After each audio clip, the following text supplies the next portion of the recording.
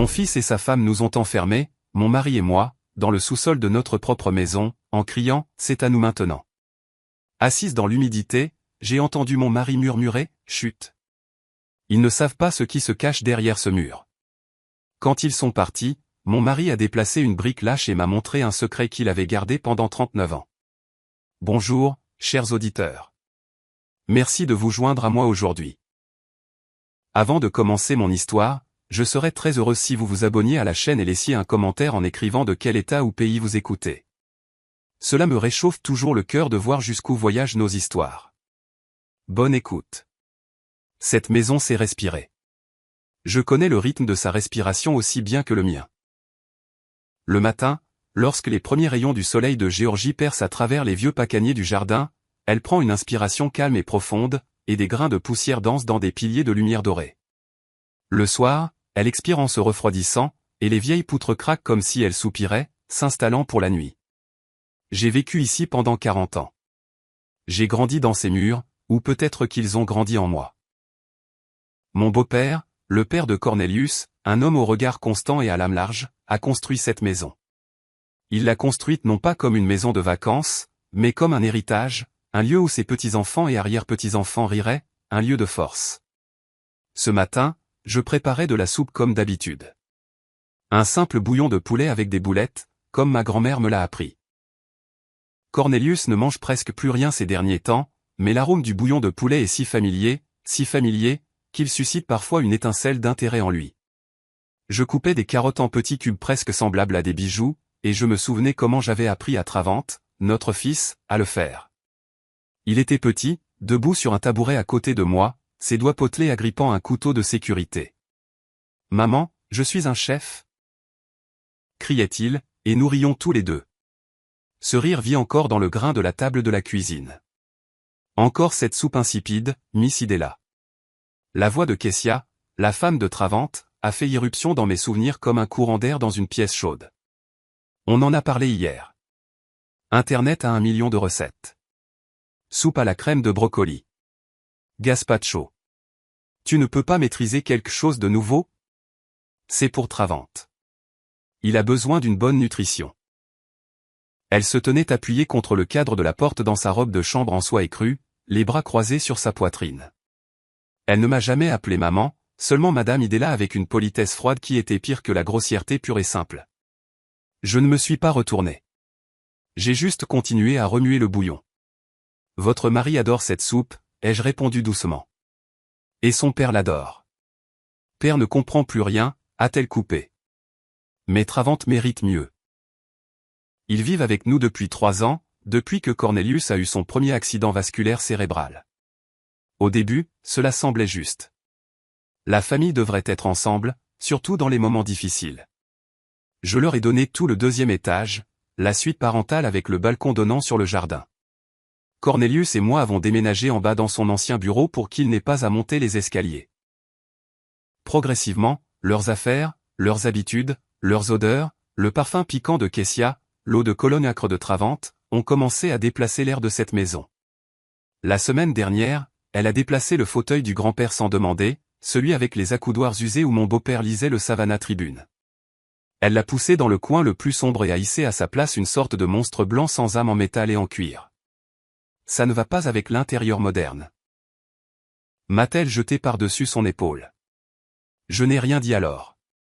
Je suis juste descendu la nuit quand tout le monde dormait et j'ai caressé le vieux cuir craquelé du fauteuil comme on caresse un vieux chien fidèle. Je me souviens comment Travante s'endormait dedans dans les bras de son grand-père.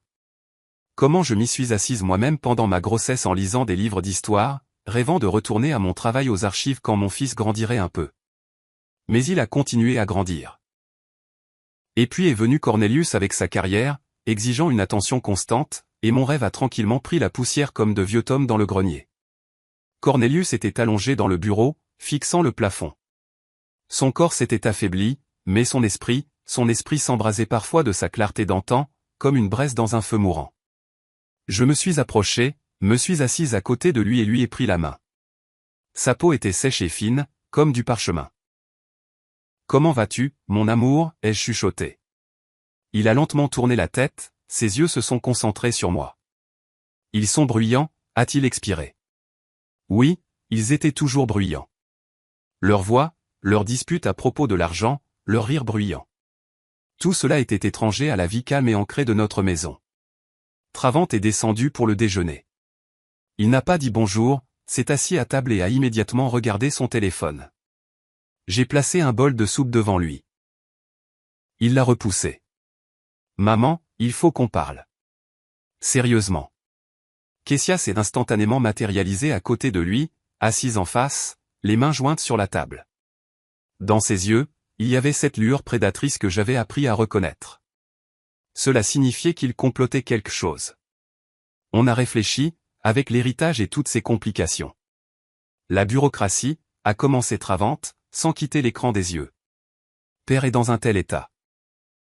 Pour éviter les problèmes plus tard, tu devrais me signer la maison maintenant, un acte de donation. C'est juste une formalité pour tout simplifier. Ma poitrine s'est glacée, non pas à cause des mots eux-mêmes, mais de la désinvolture avec laquelle ils ont été prononcés, comme s'ils me demandaient de passer le sel. Non, ai-je dit, ma voix n'a pas tremblé. Cette maison appartient à ton père et à moi. Tant que nous serons en vie, tout restera comme c'est. Alors, tu ne veux pas simplifier les choses? Kessia s'est penchée en avant. Tu veux que ton fils unique court plus tard dans les bureaux du gouvernement, à rassembler des certificats quand, eh bien, tu comprends. Je comprends tout, ai-je répondu en la regardant droit dans les yeux. Et c'est exactement pourquoi la réponse est non. Travante a finalement levé la tête. Il n'y avait pas d'amour filial dans son regard, seulement une irritation froide et coléreuse, comme si je n'étais pas sa mère, mais un obstacle ennuyeux sur son chemin, je ne comprends pas quel est le problème. Nous vivons ici. Nous nous occupons de père. Vous vivez dans ma maison, l'ai-je corrigé. Je m'occupe de père. À ce moment-là, Cornelius est apparu dans l'embrasure de la porte du salon. Il se tenait appuyé contre le montant, respirant lourdement. Il devait tout avoir entendu. Son regard était étonnamment clair. Il ne me regardait pas, mais Travante. Toi. Sa voix était faible, mais chaque mot résonnait dans le silence qui s'ensuivit. Tu es une honte pour notre nom. Une honte. Ce mot a frappé Travante comme un coup de fouet. J'ai vu son visage se tordre. Ce n'était pas seulement de la colère. C'était la rage d'un homme touché à son point le plus sensible, sa vanité, son droit de porter le nom de Dubois dont il était si fier. Toute sa vie était construite sur ce nom. Quoi, a-t-il crié, se levant si vite que la chaise est tombée avec un fracas. Une honte? Tu es fou? Je suis le seul à perpétuer ce nom. Cette maison, elle est mienne de droit. Elle aurait toujours dû être mienne. Il s'est avancé vers son père. J'ai sauté, me plaçant entre eux. Travante, arrête. Non, ça suffit. J'en ai marre de ça. Ses yeux étaient sauvages. C'est à nous maintenant. Il m'a attrapé par l'épaule, pas douloureusement, mais avec autorité, et m'a poussé de côté. Puis il a attrapé son père sous le bras. Cornelius était aussi faible qu'une poupée de chiffon. Travante nous a traînés à travers le couloir jusqu'à la lourde porte en chêne menant au sous-sol. Travante, qu'est-ce que tu fais? Ai-je crié en résistant. Vous aurez le temps de réfléchir à votre comportement, a-t-il grogné. Il a ouvert la porte et l'odeur d'humidité et de terre froide nous a frappé au visage. Il nous a brutalement poussés à l'intérieur sur la première marche de l'escalier raide. J'ai à peine réussi à retenir Cornelius pour nous empêcher de dévaler. La porte a claqué, nous plongeant dans l'obscurité. Le lourd verrou a cliqué de l'extérieur. Nous sommes restés dans un silence complet. Seulement ma respiration haletante et la respiration faible et rauque de mon mari à côté de moi. Je me suis affalé sur la marche en pierre froide, serrant Cornelius contre moi. Les larmes ne voulaient pas venir. Tout était engourdi. Des années de service, des années d'amour. Toute ma vie donnée à ce garçon, à cette maison, à cette famille. Tout cela s'est terminé ici. Dans ce sous-sol sombre et humide. J'étais brisé, en 1000 morceaux. Et dans ce silence assourdissant, dans cette obscurité absolue du désespoir, j'ai entendu le murmure calme et tendu de mon mari. Il a pressé ses lèvres contre mon oreille, ces mots à peine audibles. Chut. Ils ne savent pas ce qui se cache derrière ce mur. Les mots de mon mari ont percé la pénombre, et je me suis figé, à l'écoute. Au-dessus de nos têtes, Les pas lourds et rapides de Travante ont retenti, suivis par les pas plus légers et pressés de Kessia. La porte d'entrée a claqué si fort qu'un écho sourd a traversé le sous-sol. Un moment de silence, puis le bruit d'un moteur qui démarre, s'éloigne rapidement et s'estompe. Ils étaient partis. Nous sommes restés seuls dans le silence froid et retentissant de notre propre maison, enfermés dans son ventre de pierre. « Aide-moi » a râpé Cornelius. Sa voix était faible, mais il y avait une persistance d'acier que je ne lui connaissais pas. Je l'ai aidé à se relever. Son corps tremblait de faiblesse et de froid. Lentement, pas à pas, nous sommes descendus les marches ébréchées jusqu'au sol en terre battue. Ça sentait les légumes rassis que nous avions l'habitude de stocker, l'argile humide et l'oubli. La seule source de lumière était une mince bande qui filtrait dessous la porte du haut. Dans cette pénombre, je pouvais à peine distinguer les formes de vieilles étagères couvertes de toiles d'araignée et de bocaux vides empilés dans un coin. Cornelius ne m'a pas conduite vers les étagères, mais vers le mur du fond, vers la maçonnerie même de la fondation. Il s'est appuyé contre les pierres rugueuses et humides, respirant lourdement. Ici, a-t-il chuchoté. Père me l'a montré quand j'avais 18 ans, il a dit que c'était pour le cas le plus extrême. Je pensais que ça n'arriverait jamais. Il a passé son épaule le long du mur, cherchant quelque chose au toucher dans la pénombre. Finalement, il s'est arrêté. Ici, appuie. Je n'ai pas la force. J'ai touché la pierre où il avait pointé. L'un des blocs de granit brut ne semblait pas différent des autres. Mais quand j'ai appuyé plus fort, il a cédé, glissant vers l'intérieur avec un léger grattement. Derrière, un vide carré et noir s'est ouvert. À l'intérieur de cette niche, quelque chose de sombre était caché.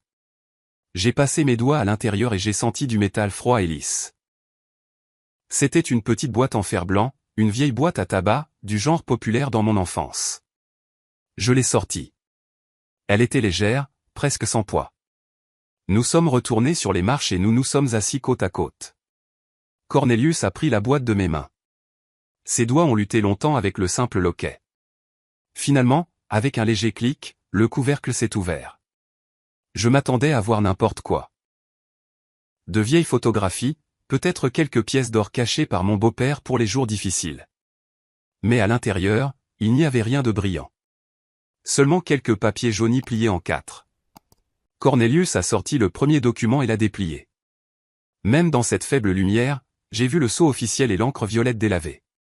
C'était un acte de naissance. Lis-le, a dit Cornelius. J'ai pris le papier. Il était fragile comme une feuille d'automne. Le nom écrit en calligraphie m'était inconnu. Cassius Thorne. Lieu de naissance. Un hôpital pénitentiaire du Mississippi. Un endroit dont je n'avais entendu que des histoires terribles. Le nom de la mère était barré. Le nom du père, Orion Thorne. Je ne comprends pas, ai-je chuchoté en regardant mon mari. C'est moi, a-t-il dit doucement. C'est mon vrai nom. Quelque chose s'est cassé en moi. Pendant 40 ans, j'avais vécu avec Cornelius Dubois, fils de l'estimé docteur Dubois, héritier d'une famille célèbre. Et maintenant, cette fragile feuille de papier me disait que je ne connaissais pas l'homme avec qui j'avais partagé un lit, élevé un fils, construit une vie. Il a sorti le document suivant. Un décret d'adoption. Cassius Thorne adopté par le citoyen Dubois Langston James. Le nouveau fils reçoit le nom de famille Dubois et le prénom Cornelius. Tout était certifié par des tampons officiels secs. Le dernier élément de la boîte n'était pas un papier officiel, mais une lettre écrite de l'écriture familière et confiante de mon beau-père. Cornelius me l'a tendu. Fils, ai-je lu mentalement, luttant pour déchiffrer les mots dans l'obscurité. Si tu lis ceci, cela signifie que des temps sombres sont arrivés et que je suis probablement parti. Je ne t'ai jamais dit toute la vérité, craignant que cela ne brise ta vie. Ton père, Orion Thorne, était un scientifique brillant, un homme honnête et courageux. Mais dans notre pays, l'honnêteté et le courage deviennent souvent un crime. Il a été calomnié, qualifié de menace pour la sécurité nationale, de traître, et il a péri en prison. J'étais son ami et son collègue. Je lui ai promis que je ne laisserais pas son fils se perdre. Je t'ai adopté, je t'ai donné mon nom, ma famille, pour te protéger, pour effacer la marque du fils d'un traître. Vis avec dignité, Cornelius. Porte le nom de Dubois avec honneur, mais n'oublie jamais quel sang coule dans tes veines. Le sang d'un homme courageux. J'ai lu jusqu'à la fin et j'ai lentement plié la lettre. Le froid qui avait commencé dans le sous-sol venait maintenant de l'intérieur. Il m'a glacé jusqu'aux os. Toutes ces années, Cornelius a vécu avec ce secret. Il craignait l'ombre du passé. Il protégeait un nom qui n'était pas le sien de naissance. Et Travante, notre fils. Il a construit toute sa vie, toute sa fierté, sur ce nom. Il se vantait de son grand-père, le médecin, de son pédigré, de son héritage, un héritage qui n'existait pas par le sang. Toute la douleur, toute l'humiliation de ces dernières années, toutes les insultes que j'avais avalées comme un médicament amer. Tout cela s'est soudainement comprimé en un seul point dans ma poitrine. Mais il n'a pas explosé en un cri ou des larmes. Il s'est figé, se transformant en un cristal glacé, parfaitement clair. Et dans ses facettes froides, j'ai tout vu avec une clarté éblouissante. J'étais archiviste. Je travaillais avec des documents, avec des faits, avec des histoires que les gens essayaient d'oublier ou de réécrire. Je connaissais la valeur de la vérité enfermée dans du papier jauni. Et ce que je tenais maintenant n'était pas seulement un secret de famille. C'était une arme. C'était le pouvoir. Un pouvoir absolu, indéniable. Nous sommes restés assis dans le noir pendant 2, peut-être 3 heures. Le temps a perdu son cours. Cornelius s'est assoupi, la tête appuyée sur mon épaule, épuisé par la tension. Je suis resté assise, immobile, fixant l'obscurité, et mon esprit, pour la première fois depuis des années, a fonctionné avec précision et silence, comme une machine bien huilée. Un plan s'est formé, logique et froid. Finalement, du bruit s'est fait entendre à l'étage. Le verrou a été retiré avec un grincement sec. La porte s'est ouverte en grand et une lumière vive m'a frappé les yeux. Travante se tenait sur le seuil. Son visage était suffisant. « Alors, vous avez réfléchi ?» a-t-il demandé avec un ricanement. « Père, tu te sens mal ? Dois-je appeler une infirmière ?» Il jouait clairement à la magnanimité. Cela faisait partie de son jeu. « Oui », ai-je dit en me levant. Ma voix était stable et calme, me surprenant même. « Il a besoin de soins.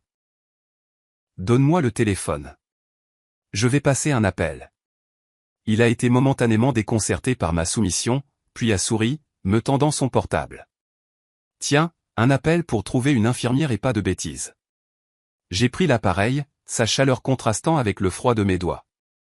Je n'ai pas cherché de numéro dans la liste de contacts. Je le connaissais par cœur. Il y a quelques années, j'avais lu un article dans le magazine Essence sur une avocate spécialisée dans les affaires familiales complexes et les successions. Elle était décrite comme une spécialiste brillante et intransigeante. J'avais mémorisé son nom juste comme ça, au cas où. Il s'est avéré que ce n'était pas en vain.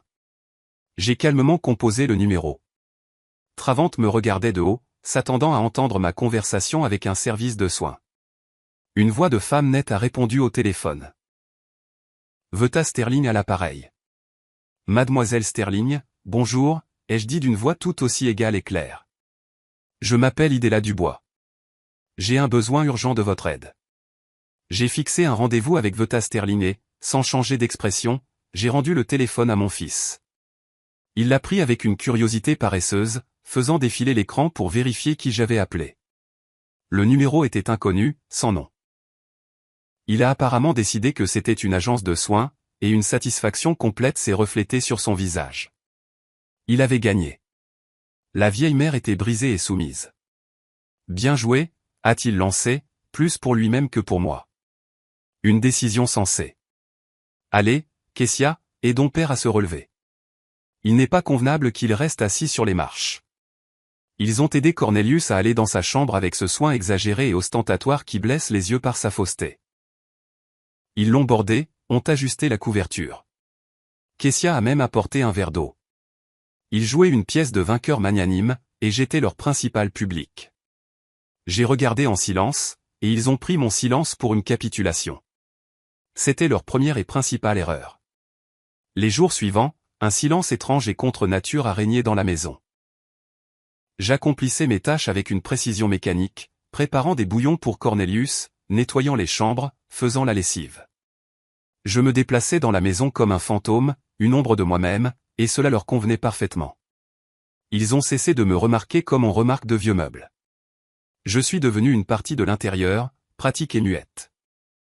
Et cela m'a donné ce que je n'avais pas avant, l'occasion d'écouter et de voir. Ils ont cessé de se cacher. Ils ont décidé qu'ils pouvaient parler de tout devant moi. Après tout, un esprit brisé est incapable de résistance. Un matin au petit déjeuner, alors que je servais silencieusement des biscuits, Kessia, feuilletant un magazine glacé, a dit à Travante, « Chérie, j'ai réfléchi. Ce mur entre le salon et le bureau de père, il n'est pas porteur. Si on l'abat, on aura un espace immense, un studio. On peut mettre un comptoir de bar en marbre blanc juste ici. » Je me suis figé un instant avec la poêle, le mur qu'elle voulait démolir. Le bureau de mon beau-père se trouvait contre ce mur, là où il écrivait ses derniers journaux médicaux. Contre ce mur, Cornelius a appris au petit Travante à écrire ses premières lettres. Là, sur le papier peint, si vous regardiez attentivement, vous pouviez encore distinguer une légère marque de crayon. La taille de notre fils a 5 ans. Elle en a parlé comme si c'était juste un obstacle ennuyeux sur le chemin d'un comptoir de bar. Excellente idée, a répondu Travante, sans lever les yeux de son café. Le bureau sera bientôt libre de toute façon. Et la bibliothèque? Eh bien, les livres peuvent être vendus à la ferraille ou recyclés. Qui les lit de nos jours? Des livres recyclés que mon beau-père a collectionnés toute sa vie. Des éditions rares sur l'histoire des Noirs, des volumes reliés en cuir avec des dorures. Des livres signés par les grands esprits de la Renaissance de Harlem. Recyclés. J'ai posé l'assiette de biscuits sur la table. Mes mouvements étaient fluides. Pas un muscle de mon visage n'a tressailli, mais à l'intérieur de moi, quelque chose a craqué et s'est brisé. Le dernier éclat d'illusion maternelle qu'il restait encore quelque chose dans mon fils du garçon qui écoutait avec délice son grand-père lui lire à haute voix. Ils ont vu mon calme et l'ont pris pour de l'apathie, pour un détachement sénile. Ils n'ont pas compris que c'était le calme d'un chirurgien étudiant la carte d'un organe malade avec une attention froide avant de prendre un scalpel. Chaque mot, chaque geste, était pour moi un symptôme d'une maladie, leur maladie, dont le nom était l'avidité et la vanité. L'apothéose de leur illusion est venue le mardi soir. Ils se sont approchés de moi alors que j'étais assise près du lit de Cornelius, lui lisant à haute voix de vieux poèmes. Ils sont entrés avec les mêmes visages sérieux et préoccupés que l'on porte en visitant les malades en phase terminale. Maman, a commencé Travante d'un ton plein de fausse sympathie. Kessia et moi avons tout discuté. Nous comprenons à quel point c'est difficile pour toi. Toutes ces inquiétudes, la maison, père, tu as consacré toute ta vie pour nous. Tu mérites un repos.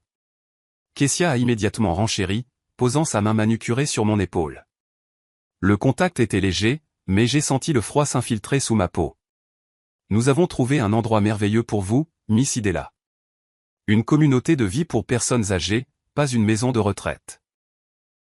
Non, un établissement d'élite juste à l'extérieur d'Atlanta, Pine Forest, un étang, 4 repas par jour, des soins médicaux 24h24 et 7h7.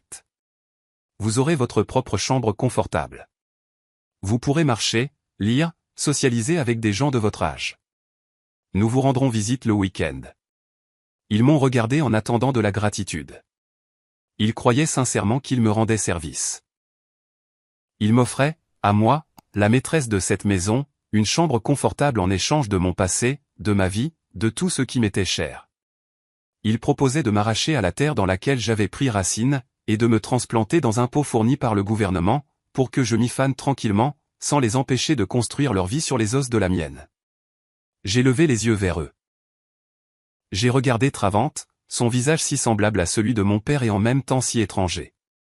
J'ai cherché en lui au moins quelque chose, une ombre de doute, une étincelle de honte, mais je n'en ai trouvé aucune. Il n'y avait que la confiance en sa propre droiture et une légère contrariété de devoir perdre du temps avec ses sentiments. À ce moment-là, la dernière goutte de mon amour maternel est morte. Elle ne s'est pas évaporée dans la colère, ne s'est pas noyée dans les larmes. Elle a simplement cessé d'être comme si un ressort s'était cassé dans une vieille horloge et que le pendule qui oscillait depuis 40 ans s'était arrêté pour toujours. J'ai regardé cet homme et j'ai vu devant moi non pas un fils mais un étranger calculateur et cruel avec mes yeux. Et cette prise de conscience n'a pas apporté de douleur mais une étrange libération froide. Je ne lui devais plus rien. Ni amour, ni pardon, ni pitié. C'est une offre très généreuse. Ai-je dit doucement. Ma voix était creuse mais stable. Je dois réfléchir. Bien sûr, bien sûr. Réfléchis-y, Travante s'est réjoui, clairement satisfait que la scène se soit passée sans larmes ni reproches. Nous voulons juste ce qu'il y a de mieux pour toi. Ils sont partis, laissant derrière eux une traînée de parfums chers et une confiance absolue en leur victoire. Je suis resté assise dans le silence, rompu seulement par la respiration de Cornelius endormi. J'ai regardé nos photos sur la commode. Ici, nous étions jeunes à notre mariage. Ici, nous étions avec le petit Travante sur la plage de Tibet Island. Toute une vie capturée dans ces cadres. Une vie construite sur l'amour, le sacrifice et, comme il s'est avéré maintenant, sur des mensonges. Mais même ce mensonge était plus noble que la vérité laide que mon fils et sa femme m'ont révélée aujourd'hui. Je ne me sentais plus comme une victime. Le sentiment de ressentiment s'est évaporé, laissant derrière lui un vide et une détermination froide et retentissante. Ils ont eux-mêmes effacé tout ce qui me liait à eux. Ils m'ont libéré des chaînes du devoir maternel. Ils m'ont sous-estimé. Ils ont vu devant eux une vieille femme faible. Ils ne savaient pas que les archives silencieuses conservent des documents capables de changer le cours de l'histoire. Et qu'une femme silencieuse qui a travaillé avec ces archives toute sa vie sait comment les utiliser. Demain, j'ai rendez-vous avec Veta Sterling et je n'y viendrai pas avec une demande d'aide mais avec un plan de bataille prêt. Le lendemain, j'ai dit à Travante que je devais aller en ville à la pharmacie pour un médicament rare pour père qui n'était pas disponible dans notre pharmacie locale. Il m'a donné de l'argent pour un taxi avec un air de faire un acte de la plus grande charité. Kessia m'a même aidé à mettre mon manteau, à redresser mon col comme on le fait avec un enfant. Ne tardez pas, Miss Idella. Le déjeuner doit être prêt. J'ai hoché la tête et j'ai quitté la maison, sentant leur regard condescendant dans mon dos. Ils regardaient une vieille femme obéissante partir faire des courses. Ils ne savaient pas que j'allais à la guerre. Le bureau de Vada Sterling était situé dans un immeuble moderne du centre-ville de Savannah avec de hauts plafonds et des couloirs silencieux. Elle s'est avérée être une femme d'environ 40 ans avec un regard perçant et une absence totale d'agitation. Elle n'a pas halté, n'a pas offert de sympathie. Elle a écouté. J'ai parlé calmement, sans émotion, exposant les faits, l'humiliation, les exigences, l'acte de donation, le sous-sol. Quand j'ai terminé, elle est restée silencieuse pendant quelques secondes, me regardant. « Avez-vous des documents confirmant vos droits sur la maison ?» a-t-elle finalement demandé. Sa voix était calme, mais on pouvait sentir l'acier dedans. « J'ai quelque chose de plus important », ai-je répondu, et j'ai sorti la boîte en fer blanc de mon sac. J'ai étalé son contenu sur la table polie, l'acte de naissance au nom de Cassius Thorne, le document d'adoption, la lettre de mon beau-père. Vada a mis ses lunettes et a commencé à étudier les papiers. Elle lisait lentement, attentivement, comme si elle absorbait chaque mot. J'ai vu son expression changer. L'intérêt professionnel a été remplacé par la surprise, puis par la concentration d'un stratège qui a reçu une carte maîtresse. Elle a levé les yeux vers moi. Il n'y avait plus de simple préoccupation dans son regard. Il y avait de l'excitation. Madame Dubois, cela change tout. Absolument tout. Le nom de Dubois n'est pas seulement un nom de famille. Dans certains cercles, c'est un capital. Votre fils a construit sa carrière, ses relations, tout son statut sur ce nom. S'il s'avère qu'il n'y a aucun droit de sang. Je comprends cela, les jeux interrompus. Je veux récupérer ma maison et ma tranquillité. Vous obtiendrez bien plus, a-t-elle dit, et des notes ont résonné dans sa voix qui m'ont ému. Vous obtiendrez justice, mais j'ai besoin de temps. Je dois vérifier certains détails. Le nom d'Orion Thorne. Cela me rappelle vaguement quelque chose.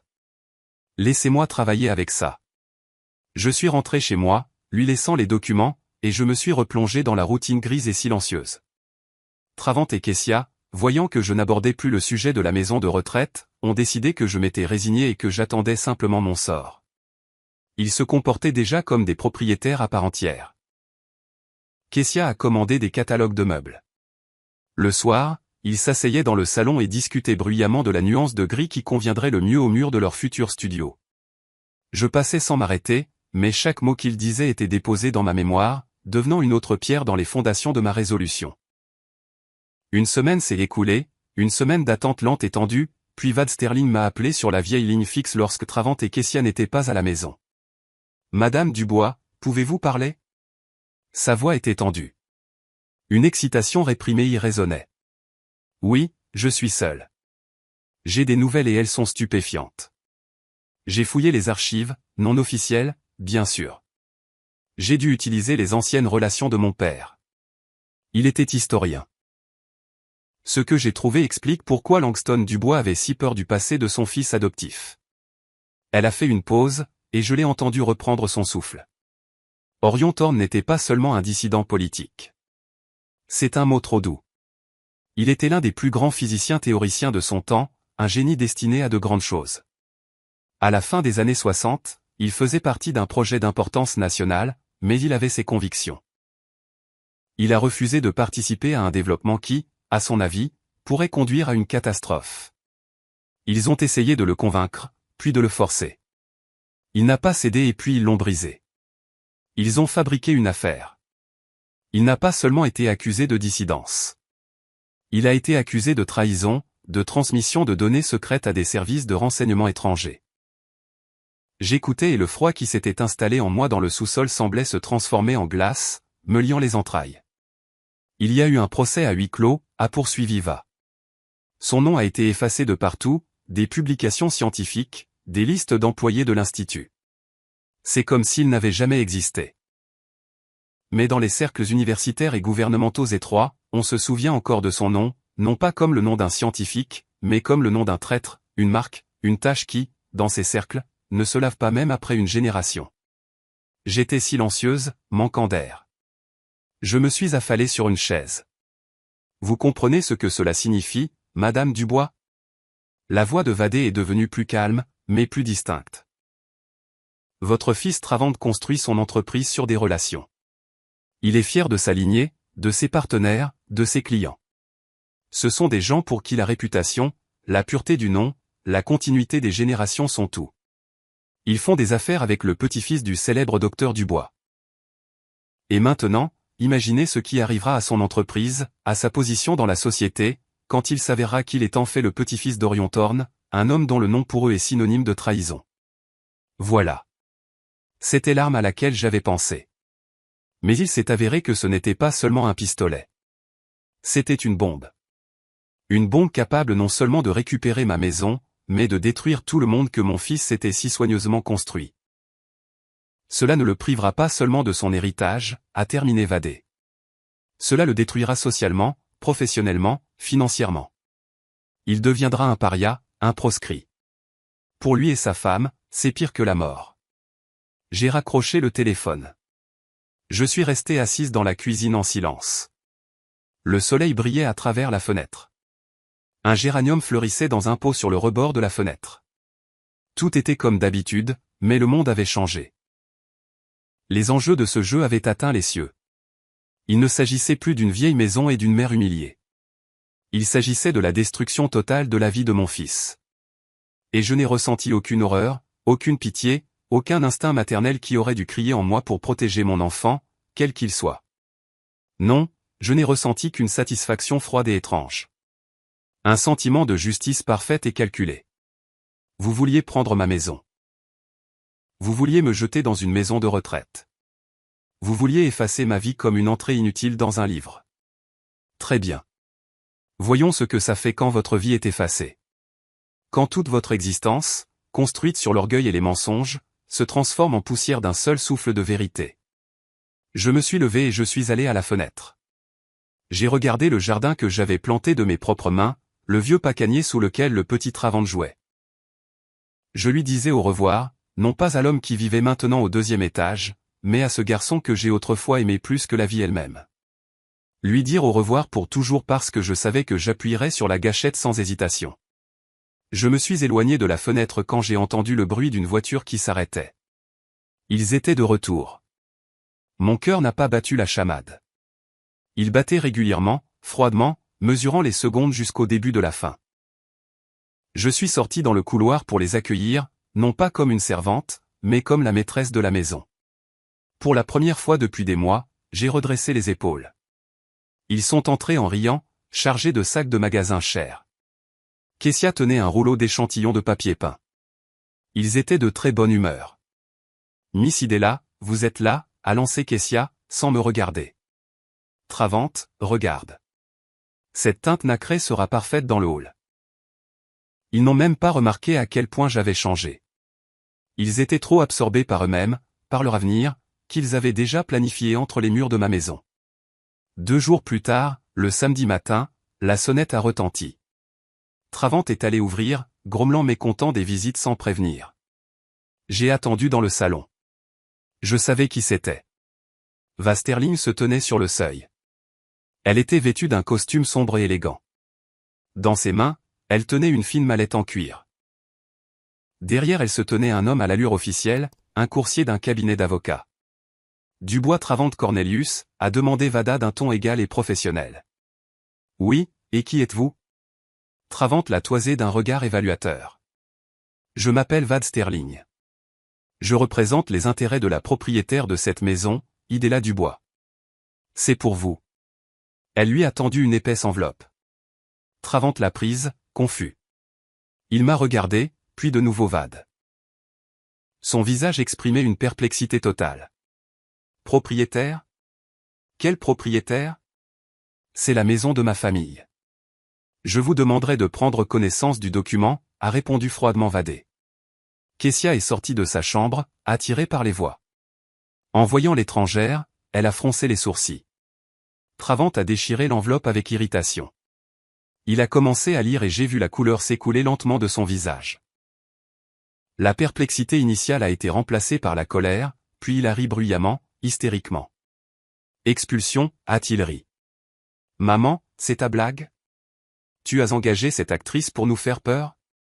C'est tout simplement ridicule. Kessia lui a arraché le papier des mains, l'a parcouru des yeux. Son visage s'est également tordu en un ricanement méprisant. Madame Idella, nous pensions que vous étiez tombée dans l'apathie, mais vous, il s'avère que vous avez décidé de jouer au drame. Très mignon, mais nous n'avons pas le temps pour ça. Elle s'est tournée vers Vad. Mademoiselle, j'ai bien peur que ma belle-mère vous ait induite en erreur. C'est une personne âgée, un peu dérangée.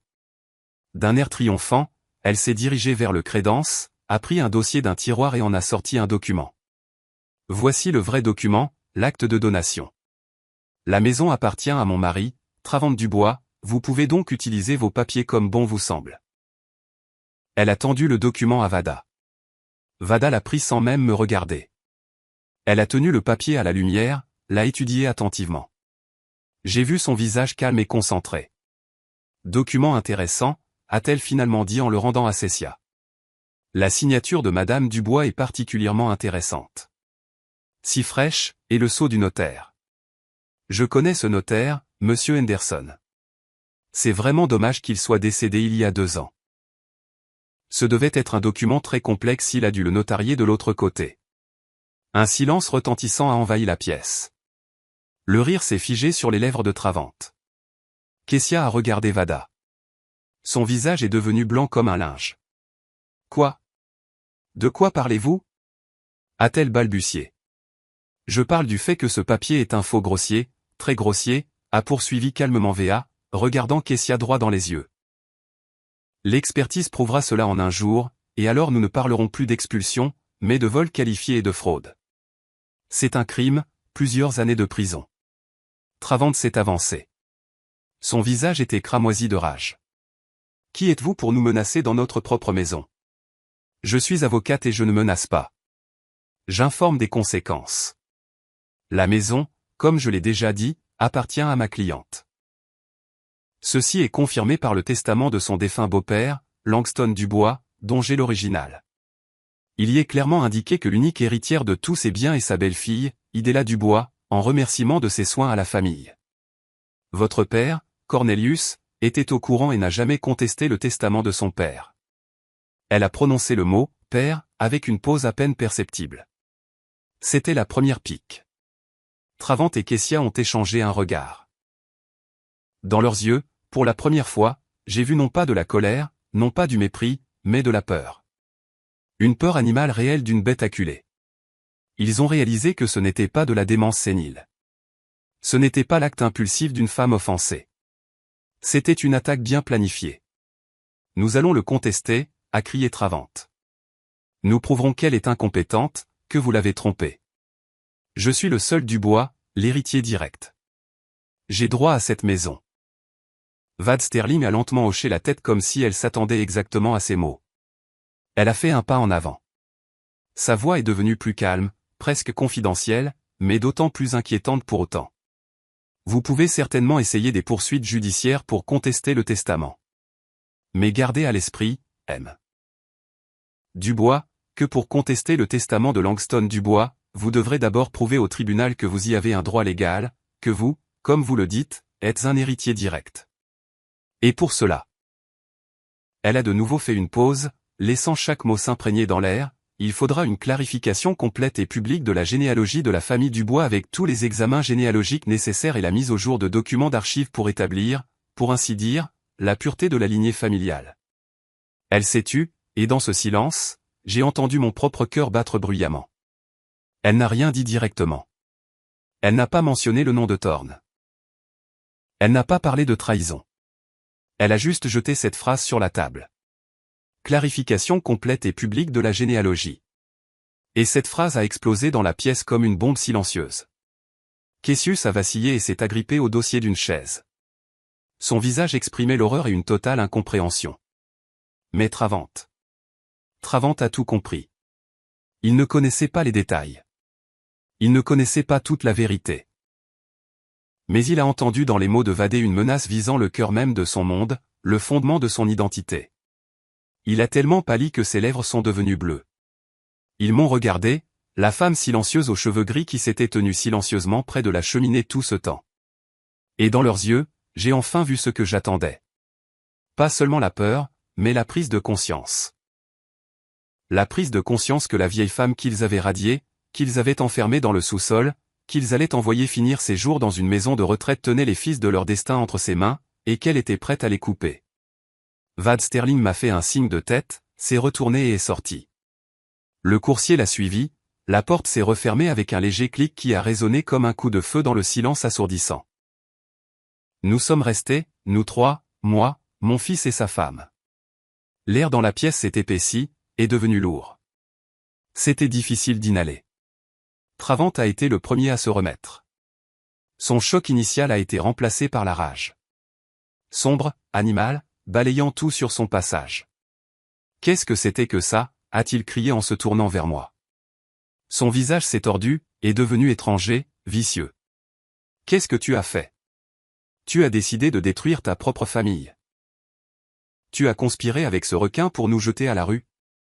Il s'est avancé vers moi, et pendant un instant, j'ai vu dans ses yeux la même folie que ce jour où il nous a poussés dans le sous-sol. Mais il n'y avait pas de peur en moi. Je suis resté immobile, le regardant dans les yeux. Vous ne comprenez pas dans quoi vous vous êtes embarqué, a renchéri Kessia. Sa voix se brisait en un cri aigu. Elle arpentait la pièce comme un oiseau en cage. Généalogie? Quelle généalogie? Qu'est-ce qu'elle voulait dire? Vous nous avez caché quelque chose? Des secrets honteux. Ils ont crié, accusé, menacé, dit qu'ils me mettraient dans un asile, prouveraient ma folie, que je déshonorerais le nom de Dubois.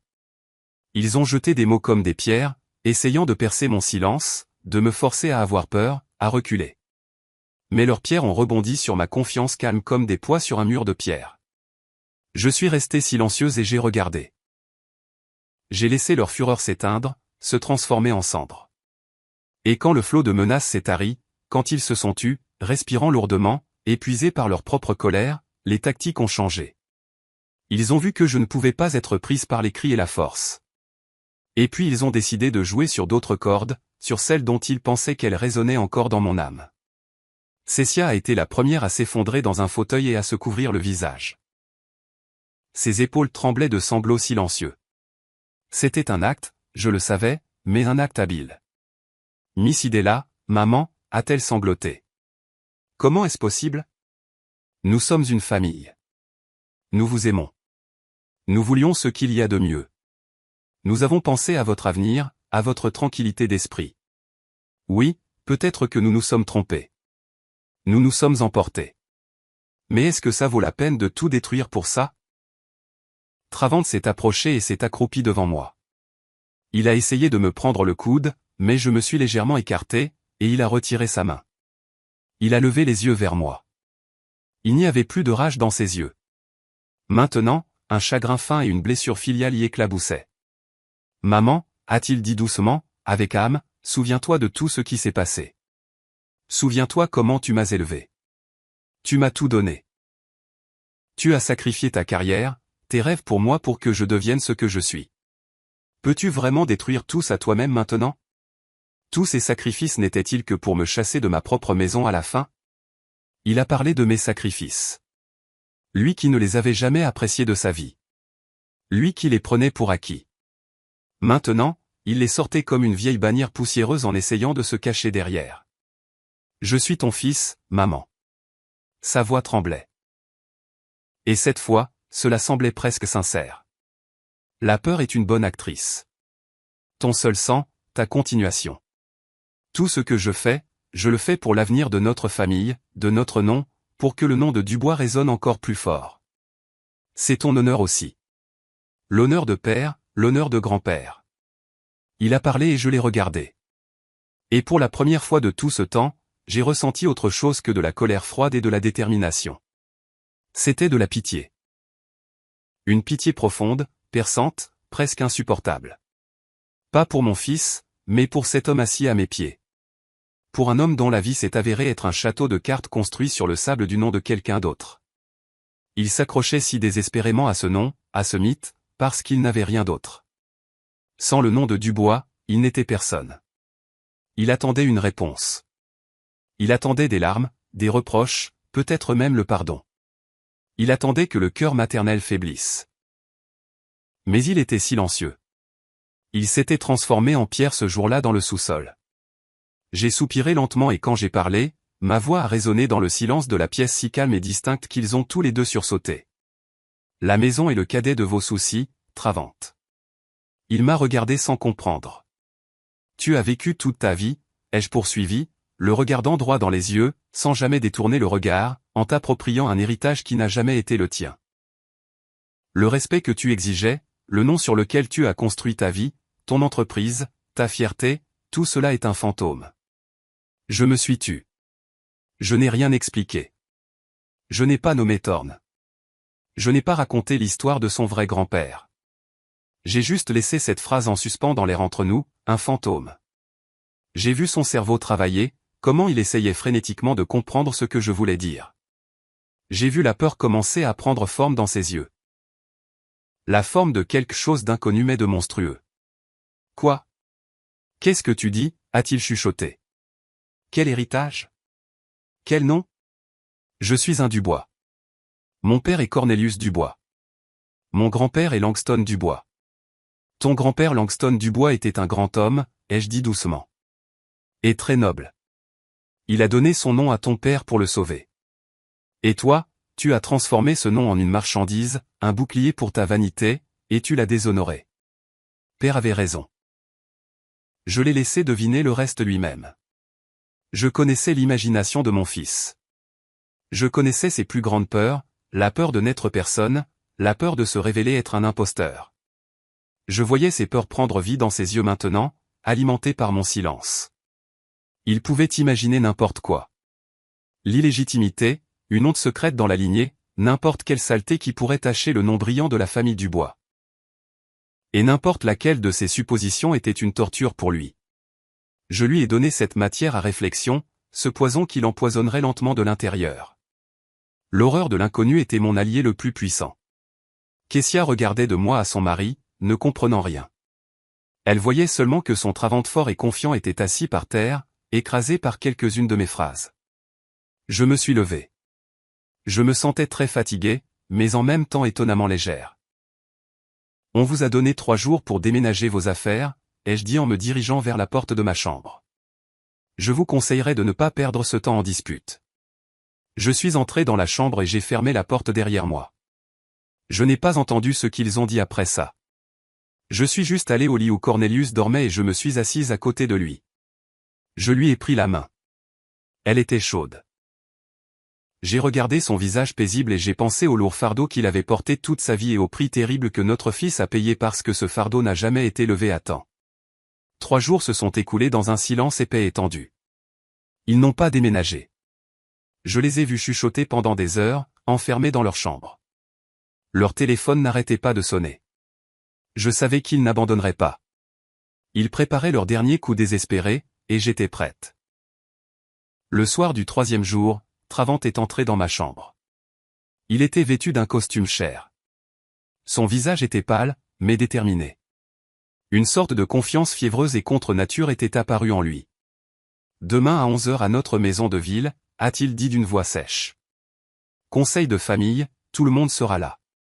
Oncle Peter, tante Vera, mes principaux partenaires commerciaux.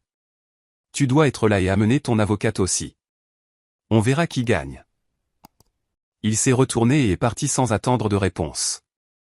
C'était un défi, leur dernière manœuvre. Ils ont décidé de déplacer le champ de bataille sur leur territoire, de s'entourer d'alliés et de m'écraser avec l'opinion publique.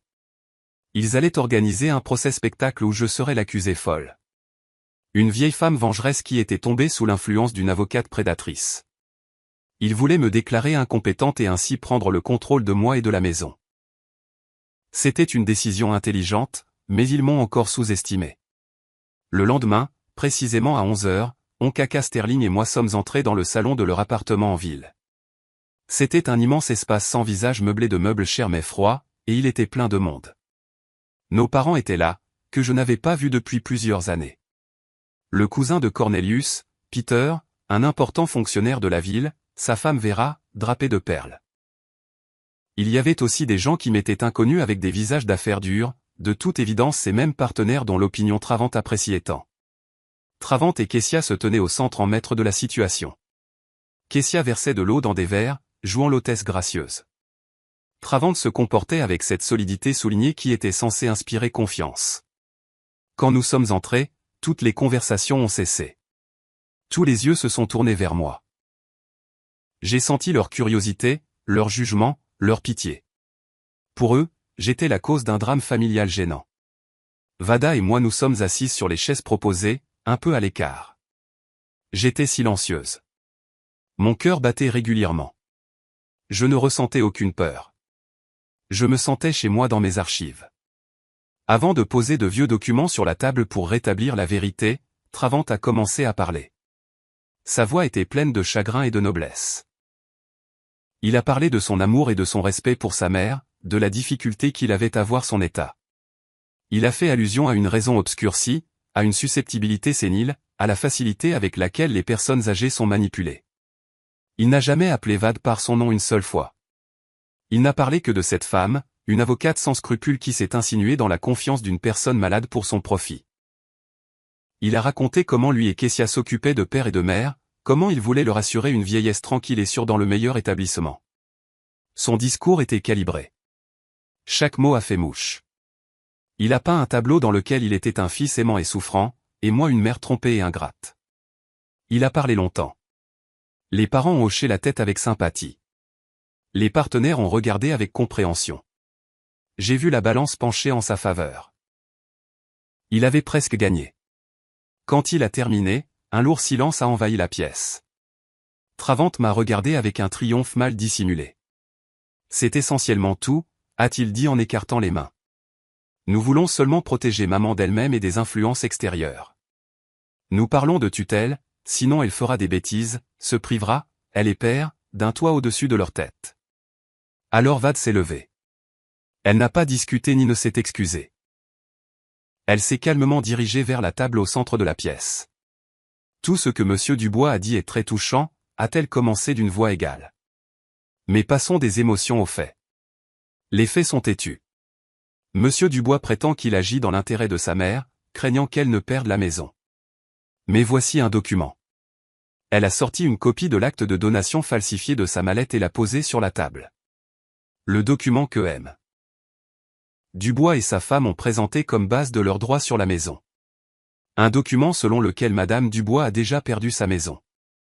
Elle a fait une pause. Et voici, elle a placé une autre feuille à côté, la conclusion d'une analyse graphologique confirmant que la signature est fausse et un certificat des archives de la Chambre des notaires indiquant que le notaire qui aurait certifié ce papier est décédé 2 ans avant sa signature. Un murmure a parcouru la pièce. Oncle Peter a froncé les sourcils, a enlevé ses lunettes. Les partenaires de Travant ont échangé des regards. L'image du fils aimant a commencé à se fissurer. Ce ne sont que des insinuations, a crié Travante, mais il n'y avait plus de confiance dans sa voix. Ce sont des documents, la coupe évadée. Et maintenant, avec votre permission, ma cliente va parler. Elle n'a pas besoin de tutelle. Elle a besoin d'être entendue. Tous les yeux se sont de nouveau tournés vers moi. Je me suis lentement levé. Je n'ai pas regardé Travante. J'ai regardé les visages des gens dans cette pièce. Bonjour, ai-je dit. Ma voix n'a pas tremblé. C'était la voix d'une archiviste habituée à parler de faits. Mon fils a parlé de l'héritage de la famille Dubois, de l'honneur. J'ai consacré toute ma vie au service de cette famille et à la préservation de son histoire. Par conséquent, permettez-moi de clarifier. J'ai sorti un autre dossier de mon sac. L'héritage, ce n'est pas seulement une maison et de l'argent. C'est avant tout la mémoire et la vérité. Voici, j'ai posé la lettre de mon beau-père sur la table. C'est une lettre de mon beau-père, Langston Dubois, à son fils adoptif, mon mari, Cornelius. Il y parle d'amour, de devoir, de noblesse. Il y raconte comment il a sauvé un orphelin en lui donnant son nom. C'est le véritable héritage de la famille Dubois. L'amour et le sacrifice de soi. J'ai parlé calmement, exposant devant eux l'histoire de ma famille comme un solitaire. Je leur ai dit la vérité, pas toute la vérité. Je n'ai pas nommé Orion Thorne. Je n'ai pas parlé de trahison.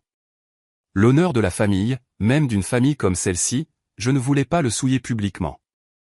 J'ai simplement dit que Cornelius était un fils adoptif, le fils d'un scientifique réprimé que Langston Dubois a sauvé du système, en lui donnant son nom et son amour.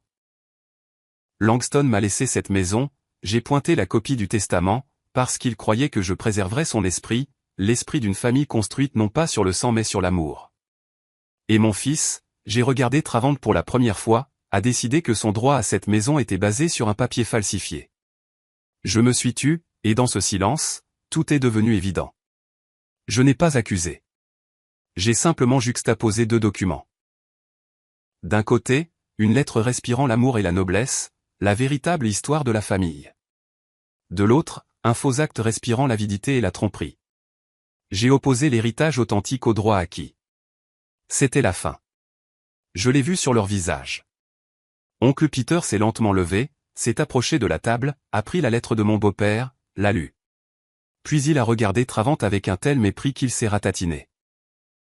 Les partenaires commerciaux se sont levés en silence de leur siège et, sans dire au revoir, se sont dirigés vers la sortie. Ils ne voulaient rien avoir à faire avec un homme qui non seulement s'est avéré être un escroc, mais n'était pas un vrai Dubois.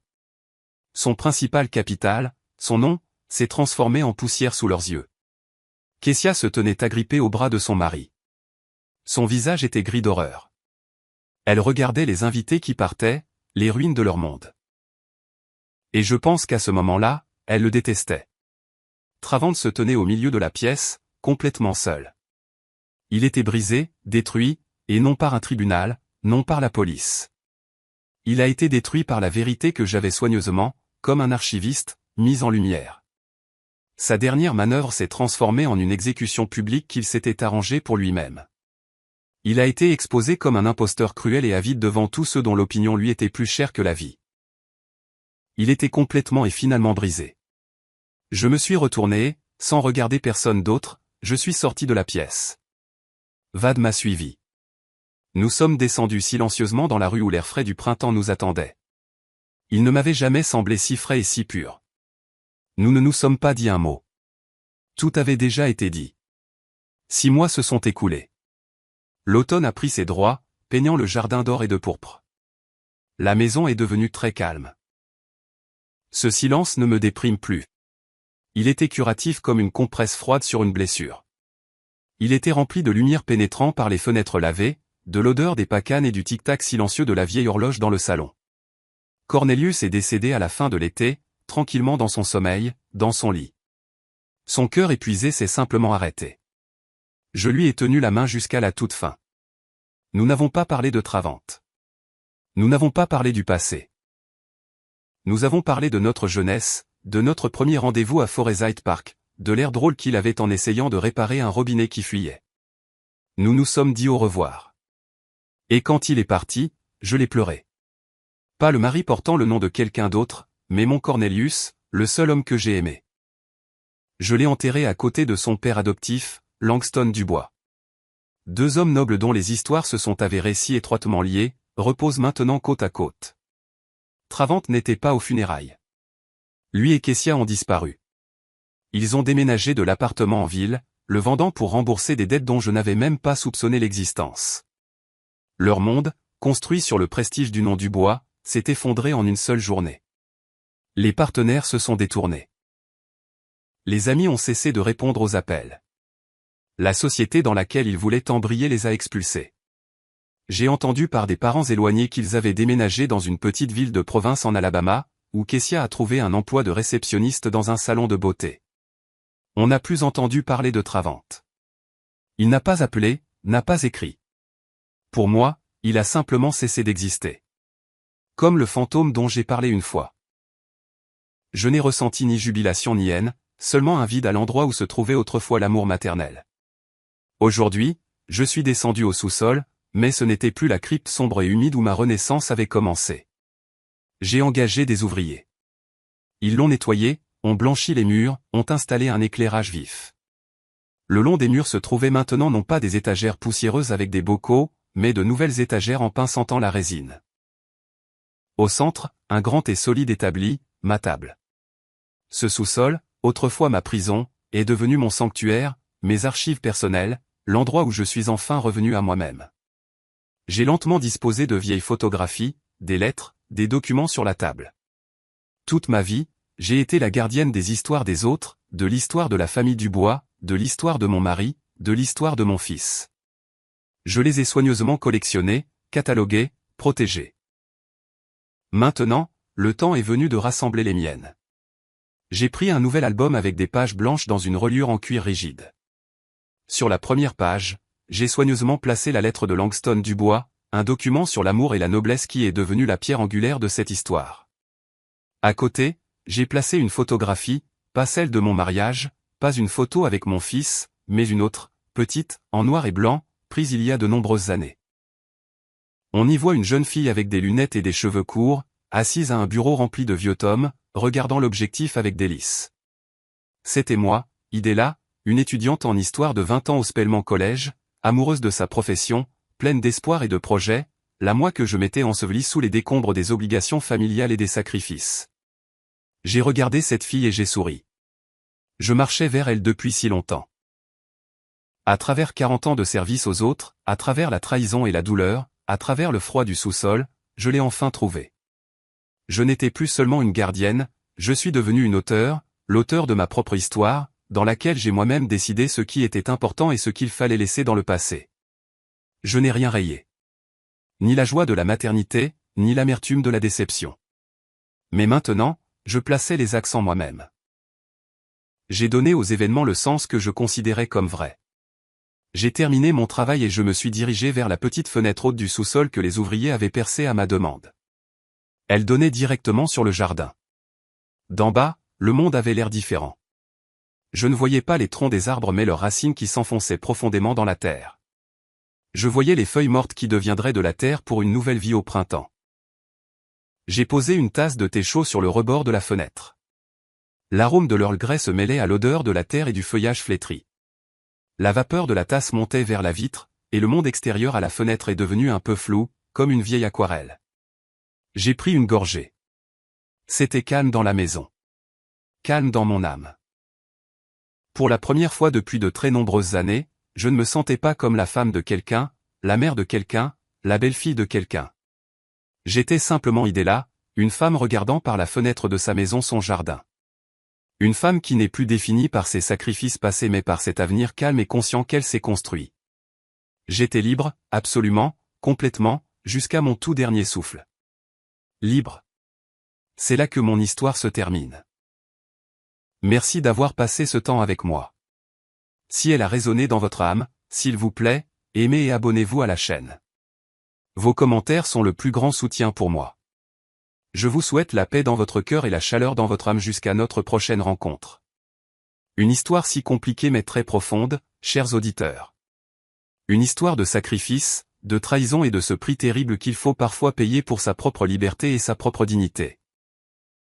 Cela fait réfléchir à beaucoup de choses, n'est-ce pas? La question principale qui reste en suspens est la question des limites. Où se trouve cette ligne au-delà de laquelle le pardon total d'une mère prend fin et où commence la lutte pour sa propre vie? Adela a-t-elle agi correctement en détruisant le monde de son propre fils, même en réponse à sa cruauté monstrueuse? Était-ce un acte de juste rétribution ou une vengeance froide et calculée? Chacun de vous, j'en suis sûr, s'est fait sa propre opinion. Peut-être que quelqu'un condamnera Adela pour sa cruauté et que quelqu'un, au contraire, admirera sa force et sa détermination. Peut-être avez-vous encore des questions sur le sort des personnages ou un détail de l'histoire a-t-il suscité une curiosité particulière? Partagez vos pensées dans les commentaires sous cette vidéo. Je suis toujours incroyablement intéressé de lire vos raisonnements et de voir à quel point la même histoire résonne différemment dans le cœur des gens. Votre opinion est très importante pour nous. Si cette histoire vous a touché, n'oubliez pas d'aimer et de vous abonner à notre chaîne. Chaque like, chaque nouvel abonné est un immense soutien pour nous et une incitation à continuer à chercher et à vous proposer de nouvelles histoires, non moins passionnantes. Il est important pour nous de savoir que notre travail trouve un écho. Avez-vous aimé l'histoire? Et de quelle ville écoutez-vous? Retrouvons-nous dans les commentaires. N'oubliez pas de vous abonner. À bientôt dans la prochaine histoire de vie. Avec amour et respect.